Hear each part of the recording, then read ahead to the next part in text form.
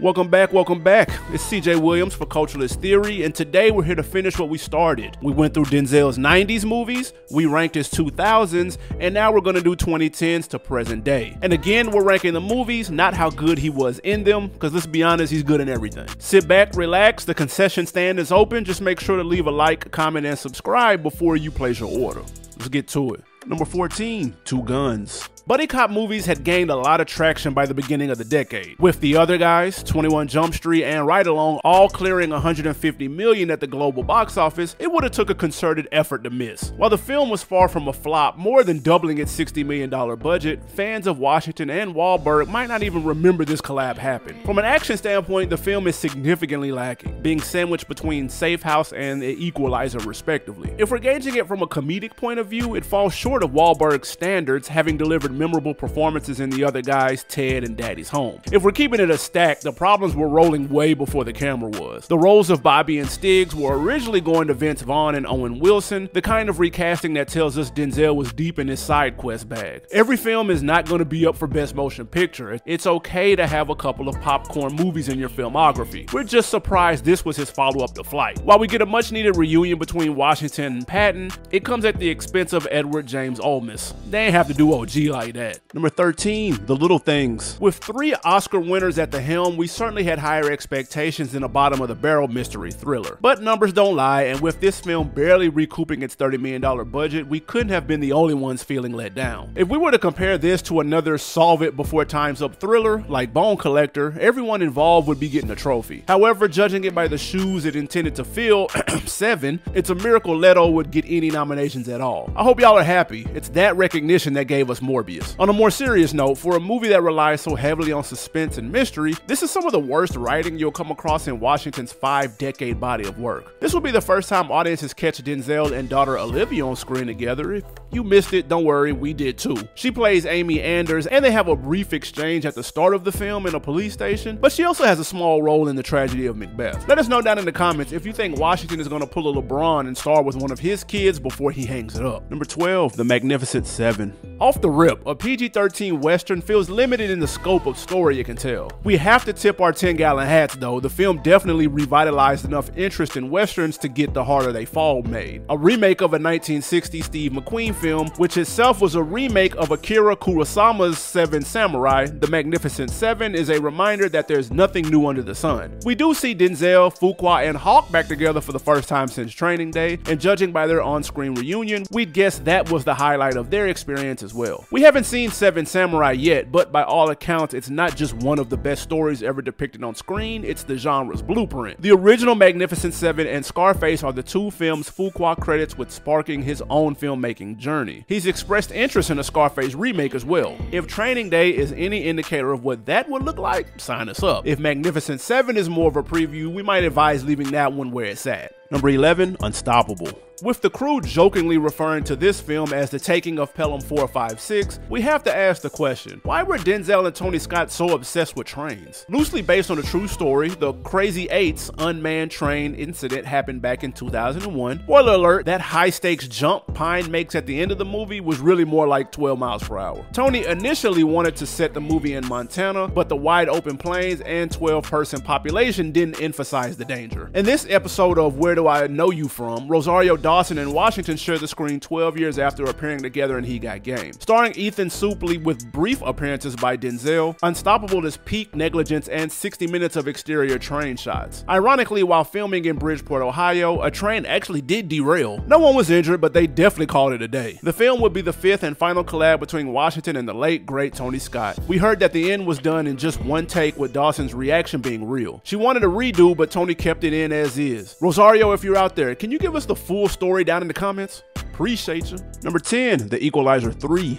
Hey, can we tell y'all a secret? E3 and E2 could swap spots on this list and we wouldn't notice. It also doesn't help by this time, 4 John Wicks and 2 Equalizers had already saturated the market. When it was an apples to apples comparison, the pilot films of these respective franchises were both competitive and groundbreaking. 3 entries later, we would say John Wick outpaced Equalizer through consistency and conviction. Well, we'll put a pin in that. Can you believe Denzel and Dakota Fanning have a 20-year working relationship? Going all the way back to Man on Fire, the two give performances that would make make Tony proud. We would also give this one the point for scenery. Italy is the perfect backdrop for McCall's brand of work. While the poster encourages you to, quote, witness the final chapter, Fuqua said there's still room in the series for a prequel, sequel, or both, if Washington was on board. That's gotta make them Nas and Hit Boy, right? Number 9, The Equalizer II. Most films give you heat for the playlist. The classics might even give you a whole soundtrack, but The Equalizer, it'll update your Kindle for you. The smallest details often demand the most appreciation. We won't pretend this is on par with its predecessor, but despite its ranking, we also wouldn't call it a sophomore slump. The story does reheat like cold pizza, but the action is more captivating and immersive than the third installment, which sets a series low in hand-to-hand fights. Ultimately, we'd give this one a slight edge for juggling the storylines a bit better. We're gonna take this time to expand that Denzel-LeBron comparison. You know how people always praise Braun for his court vision? Kinda like his backup superpower. Denzel is one of the most accomplished action stars in the world, but drama is clearly where he excels. The Equalizers do their best to bridge the gaps. I'm gonna kill each and every one of you, and the only disappointment in it for me is that I only get to do it once. Number 8, The Book of Eli. John Wick meets John the Baptist. If you know, you know. From the same creative minds that brought you Menace to Society and Dead Presidents, we get a dystopian Denzel trekking across a nuclear wasteland. If you're wondering how he approached the role, nothing out of the ordinary. He cut 50 pounds in 6 months and trained under Bruce Lee's protege, Dan Inosanto, just a walk in the park. Had it not been for his son, Washington might have passed on the role altogether. After cashing in one Powerball ticket with Training Day, son John David demonstrated his eye for award-winning roles. As persuasive as he was, his persistence is what ultimately got Denzel to commit. Did anyone catch that poster of a boy and his dog? Widely recognized as one of the pioneers of the genre, the apocalypse wouldn't even look the same had it not been for the film. Disclaimer, we didn't watch that one either, but the premise alone should have gotten someone on a registry list. Don't let the Jason Robards connection fly under the radar. Not only was he in the aforementioned movie, he would play prominent roles in Philadelphia and Crimson Tide. Both the story and supporting cast make this one of Washington's most unique movies to date. If they had put a couple more million into that set design budget, we would have entertained ranking this one a bit higher. With the Jennifer Beals casting, our bingo card is full. If you put on a good performance in a Denzel movie, you might just have a co-worker for life. Number 7, Safe House. A serious Ryan Reynolds film? You don't see that every day. Casting director Sarah Finn was gambling with all the house's money. While she was working with the same Denzel that wanted to further his action exploits beyond the Book of Eli, she had paired him with Reynolds' pre-Deadpool resurgence. We're talking Green Lantern levels of disappointment. What better way to bounce back from a career low than to co-star with the world's greatest actor? A lot of people do their own stunts, but not a lot of actors get waterboarded for their craft. Then again, not a lot of actors are Denzel. Playing fugitive CIA agent Tobin Frost, Washington didn't just lend his name to the marquee, he handpicked the director. Exercising an amount of creative control that few stars get in front of the camera, Washington's contract stipulated a director approval clause, which ultimately overrode any artistic differences the director and producers disagreed on. Making this a bit of a full circle moment, Denzel would tap Daniel Espinosa, the director responsible for Morbius. Damn, mentioning Green Lantern and Morbius in the same review is a surefire way to void a recommendation. Rather than being one of the worst comic book films adapted to date, Safe House will become the most financially successful film ever by a Swedish director. Let's raise a glass. After making it through a steady stream of interchangeable and at times forgettable action movies, we've made it to the illustrious top 5. Number 6, Gladiator II. The latest flick in Denzel's legendary filmography comes courtesy of 2024's Gladiator II, the sequel 24 years in the making. The original released in 2000 and talks of a follow-up started as far back as 2001. Fast forward 2 decades later and here we are back in Rome. Action scenes are aplenty and yes, entertaining it is, but honestly one more fight scene to the death and points were getting docked for redundancy. Thankfully, they get points added for creativity. Matches escalate between man versus man to man versus beast and then man versus man on beast. It all makes sense when you see it. The runtime is no slouch though, clocking in at about 2 hours and 40 minutes, but honestly it's not felt. The real question is, does Denzel do his thing in here? And hasn't anyone told you about asking questions you already know the answers to? Of course he does, stealing the show every opportunity he gets. Bringing his Denzel-isms to 2nd century AD, you can tell Mr. Washington is having a blast playing this role. The joy has even spread outside the film. Have you seen him on this promo run? You know, Michael Ealy's really my favorite actor, not you two. Man. I'm here to see this movie. I heard it's pretty good. Pretty good. He ain't getting in. Fam doesn't have a care in the world right now and we're here for it. No spoilers, but yes, there's ties to the original, but if you paid close attention to the second trailer, they spoiled it for you anyway. Don't you hate when Hollywood does that? If by chance you never saw the Russell Crowe-led original but want to pull up to this, there's enough exposition alluding to the first to make it an enjoyable watch without feeling lost. And specifically, that's a theater watch, as the epic fight scenes and grand score were tailor-made for the big screen. Fans of the first may knock this for being a little too cut, copy, and paste to the 2000 classic, but we're imagining many Gen Zers who weren't even born yet will see it and take it for what it is. So us millennials, we can let it slide. We'll be alright. Number 5, The Equalizer. We've said it before and we'll say it again. Hollywood is a tight-knit community. So far in this ranking, we've covered a handful of similarities between the Equalizer and John Wick franchises. The overlap between the first films, however, that's more like a glitch in the Matrix. Both films star retired, heavily trained assassins who had all but put their dark past behind them. But wait, there's more. Not only would they be dragged back out into these high-stakes conflicts, they would prove to be the best in their fields through some good old-fashioned bloody vengeance. Still not convinced? What if we told you both films fought Russian antagonist and premiered a month apart? Truthfully, plots like this are a dime a dozen, with this particular archetype being traced back to Liam Neeson's Taken. What makes this one fascinating is the attention to detail Denzel and Fuqua invested into Robert McCall's character. Initially, there was going to be a minimal focus on his backstory. The inclusion of the character's OCD habits and a little world building can do a lot to differentiate two assassins. We didn't even mention the fact that the first two Equalizers brought in more at the box office. Worth noting, their budgets were not the same. If you watched our 90s Denzel list, you might even remember Washington and Reeves sharing the screen in Much Ado About Nothing. 30 years later, they had franchises that could produce one of the bloodiest and most anticipated crossovers ever. While John Wick can make the claim it preceded the comic books and video games that would follow, The Equalizer can trace its roots back to a 1980s TV series. Denzel and Fuqua pay homage to the film by bringing on Melissa Leo, who guest starred in the original, as well as emulating the show's closing credits and incorporating a Series 3 Jaguar XJ, the same model McCall drove in the series. Let us know down in the comments who you got in the one-on-one. We know J-Dub killed somebody with a pencil, but our man Mr. McCall made a Home Depot look like a Final Destination trailer. Number 4, Roman J. Israel, Esquire. Embodying arguably his most eccentric role to date, Denzel, litigatory savant Roman J. Israel, is a legal activist at his wit's end. The film can really be summed up in one scene. I'm tired of doing the impossible for the ungrateful. I now have more practical concerns.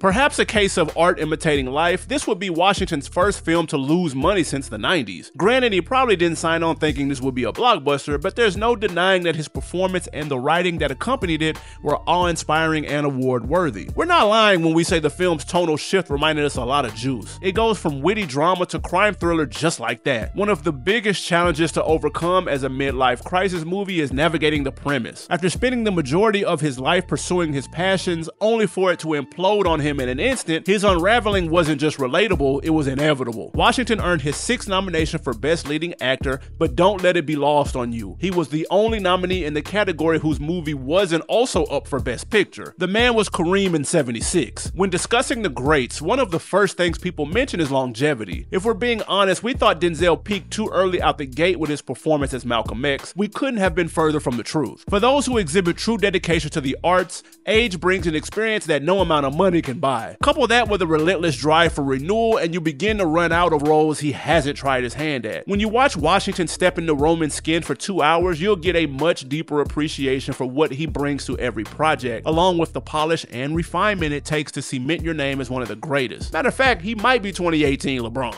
Number 3, Flight. Working with a modest $28 million budget, the studio's trash was Denzel's treasure. Nearly a dozen years removed from his last Academy Awards nomination, Washington plays Whip Whitaker, a pilot whose misogyny could give his substance abuse a run for its money. Despite rarely drinking in his personal time, Denzel depicted addiction so well we weren't sure if we were seeing a performance or an intervention. You can't please everyone. For every fan praising the realism he captures in addiction, there's a critique of the film's portrayal of pilots. It's giving us American gangster flashbacks. We told you he cut 50 pounds for Book of Eli. In true Denzel fashion, he put the weight back on to mimic the lifestyle's bloating. The preparation paid off. With a director like Zemeckis, supporting actors like Cheadle and Goodman, and the screenplay of a lifetime, Denzel delivers on the dilemma of means versus results. The turbulent landing scene is easily one of the best in his career. But don't you hate when you see the best part of a movie in the trailer? Bringing Castaway into the 2010s, Rob Z painstakingly recreates the conditions, putting us in the only simulator that worked. John Gatins was nominated for Best Writing, a nomination well earned. Yes, he was up against competition like Django and Moonrise Kingdom,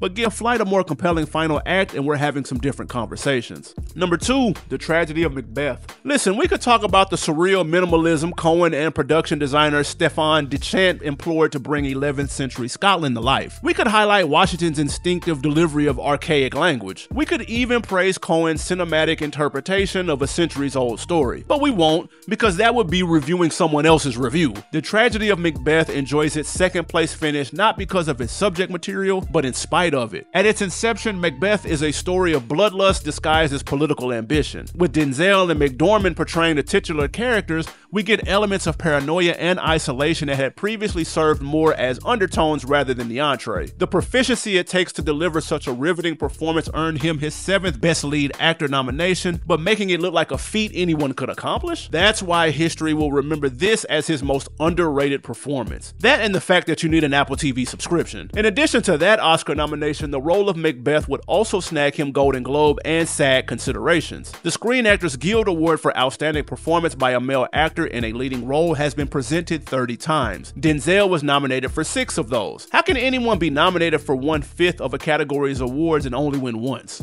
You don't find that suspicious? I got Corey Hawkins some recognition too, but that's a discussion for our snubs video. Point is, we're in Denzel's avant-garde era, and everyone is better for it. Shakespeare fans eating, Denzel fans eating, and fans of the theater, well, they could tell you about our number 1. Number 1. Fences. Bitter, weary, volatile. Not only do these words capture the feelings of characters in Wilson's 1985 play, they encapsulate life in the 20th century for black people through a hyper-realistic lens. If we're having an uncomfortably candid conversation, Fences is much closer to an uncredited biography than it is a work of fiction. Let me drop a neighborhood nip quote for you. How long till opportunity meets preparation? In 2010, the play got its first Broadway revival, being nominated for 10 Tony Awards and walking away with 3 wins. You're not hearing me. The adult cast of the film all reprised their roles from the play. Denzel, Viola, Stephen, Russell, and McKelty were so familiar with the play and their roles in it that the cinematic adaptation was second nature. August Wilson insisted that the film adaptation be directed by an African American, with only 2 other films under his belt at the time. Denzel might have even been better behind the camera than he was in front of it. Viola cleaned up during awards season, earning a BAFTA, Golden Globe, SAG, and Tony Award for her role as Rose. Denzel also won SAG and Tony Awards for playing Troy, settling for nominations at the Oscars and the Golden Globes. We know that even being nominated for your work on screen is a huge honor, but similarly to sports, actors' resumes are highly contingent upon the awards adorning their trophy cases. To play a character more than 100 times, really embodying the role until it feels like a living, breathing entity, and get passed over for Casey Affleck? All due respect, the whole process loses legitimacy. Davis labeled herself as a supporting actress during her awards campaign because she knew it would increase the chances of her work being acknowledged. A lifetime performance from a generational talent, and the award went to Emma Stone for La La Land, a movie we love, by the way. Quick tech talk before we get out of here. The goal of drawing attention to these snubs is not to diminish the work of other actors. Everyone should be celebrated for their victories. But when we see a performance like Fences being snubbed across the board for films that don't possess similar impact, the major award ceremonies quickly start to feel like popularity contests and participation trophies. Meryl Streep has 17 nominations in the Best Lead Actress category and only won twice. If numbers don't lie, that must mean the voting body at large is doing some serious capping. Nah, this ain't goodbye. As a matter of fact, we got several other Denzel breakdowns linked in the description. We appreciate you for making it this far. Comment on whose films we should rank next, and don't be afraid to leave some gifts under that super thanks tree. It's your man CJ for CT, wishing everybody happy Thanksgiving. Peace.